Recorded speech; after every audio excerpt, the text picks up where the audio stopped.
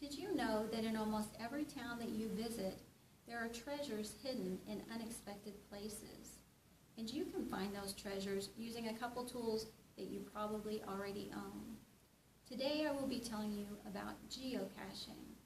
I will tell you what geocaching is, how I got involved with it, and a geocaching goal that I'm trying to achieve.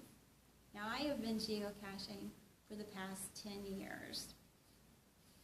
Since some of you may not be familiar with geocaching, I want to start by telling you what it is. Geocaching is a worldwide treasure hunting game. A cache that may look something like this is hidden, and the person that hides it marks its location using a GPS. Now, this information is uploaded to a geocaching.com website, along with some information about the cache and maybe even a hint about how to find it.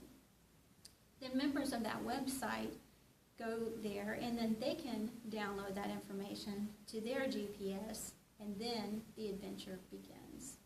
And yes, there is an app for that if you have a smartphone. You don't even need a special tool.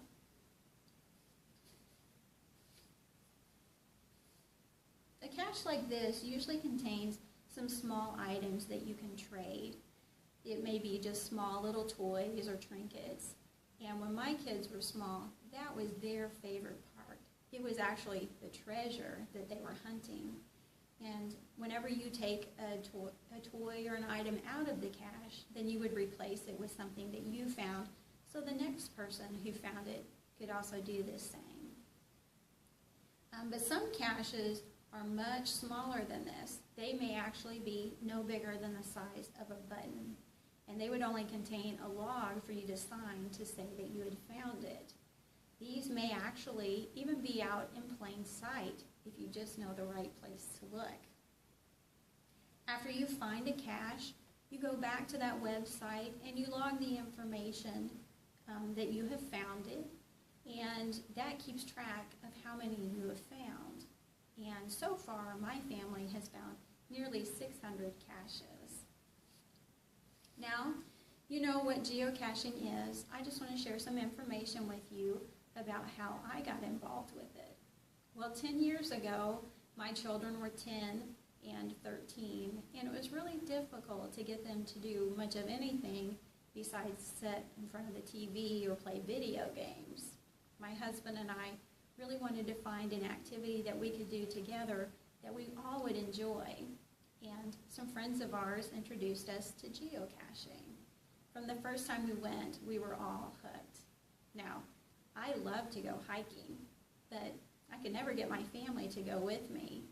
But if there was treasure involved, now that was fun. And it didn't matter if there was a hike involved to get there.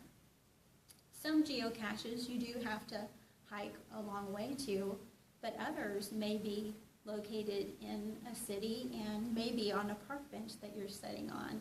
You just never know where you might find a geocache. Now, that's how I got involved with geocaching, and even though my children have grown and they don't really go with us much anymore, my husband and I are still involved with it and really enjoy still going geocaching. In fact, we currently have a goal to find a cache in every state.